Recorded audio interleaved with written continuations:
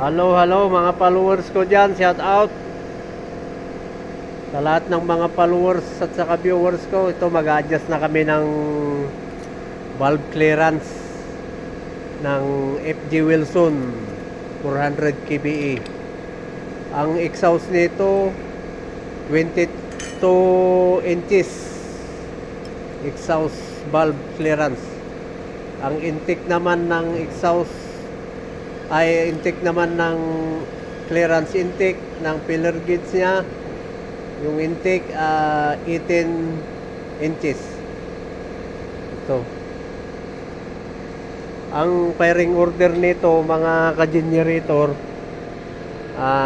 straight 6 153624. Kaya ang ginagawa namin, valve action na lang kami. Yan, na-adjust na yung piston number 1, valve number 1. Pag mag-adjust ka ng number 5, dito ka tumingin sa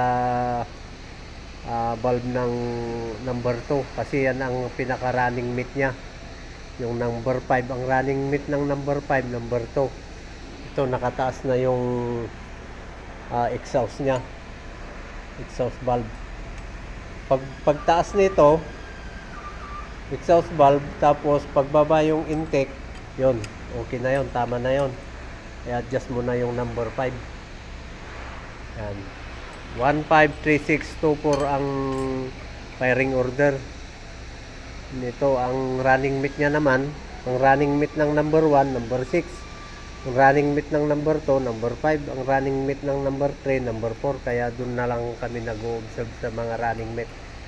Okay, shout out lahat sa mga viewers ko dyan, mga followers. Thank you for watching. Abangan nyo na lang yung susunod na episode namin. God bless you all. Happy blessed Sunday lahat ng mga followers ko dyan, viewers. Thank you for watching. Mag-adjust muna kami mga ka-generator. Thank you, thank you.